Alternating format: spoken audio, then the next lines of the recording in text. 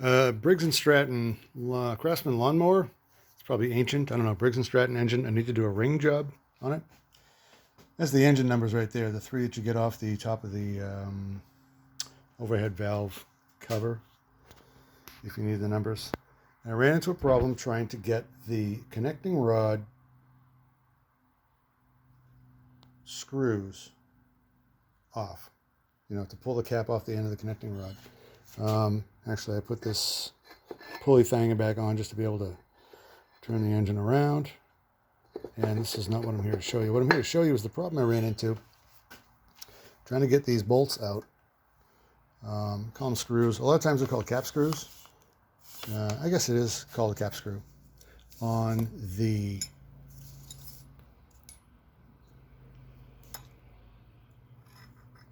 bearing cap. Is that a bearing cap? I don't know.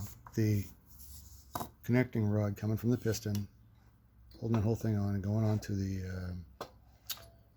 crankshaft, holding that on there. Those two caps, I couldn't get that bottom one off. Got the top one off okay, with which I used my T40 Torx tip on a ratchet. I managed to get in there. It's hard to get in there. I'm going to show you why. Get this thing out of the way now because I think it's in the right place. It's hard to get in here because of this tight space, you know? So I managed to move it around a little bit, move things where I need to maybe get in there. Got the first one out, and that was happy. You know, it is Torx tip. Maybe I can move this back a bit and use the mirror to show you what that Torx socket tip did to the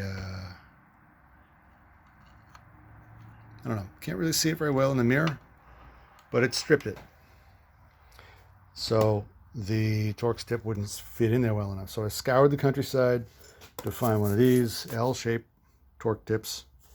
I ended up going to the cheapest store I could, well, second cheapest store, one that I don't like, you know, the big box thing that I don't even want to mention. And I got that, and I still could not get this sucker to sit in that cap screw well enough to turn it. The sucker was just locked in tight. It just kept bouncing off. I put a little piece of black rubber against the wall in here and tried to use some, you know, I just kind of pressed it against there to make it sit in there better, and it just wouldn't go, and blah, blah, blah. So I'm thinking maybe what I need to do, I couldn't find a video about this specific problem. All kinds of videos about connecting rod problems and this and that, but nothing about getting these screws out in such a tight space, in such a tight space. What I ended up actually doing was I got lucky and found these external easy outs. I don't know if that's what they're actually called or not, but this sucker wraps around the head of it, and you turn it to loosen, and these ridges will bite into the cap head, the screw head, and that's what finally did it. It did it enough on this bottom one to turn it that now I can turn it out. And yeah, it was still difficult getting in there with space. Move it over a little bit to get in there. I actually had to move it way up here to get in there and make something happen. And again, I probably pressed it against the wall again with my rubber piece in there, and managed to muscle it free. My only next option that I thought was to go out and buy an air saw, the thing that Adam Savage calls a bone saw, not because it's cool or anything, and, you know, just kind of cut the head off, then get the cap off, and then pull the rod out and be able to try to get the stud out of it there.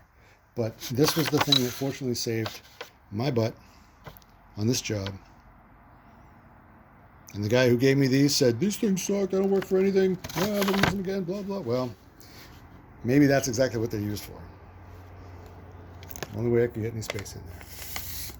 And I didn't see a video on this anywhere in the world, so now there is one.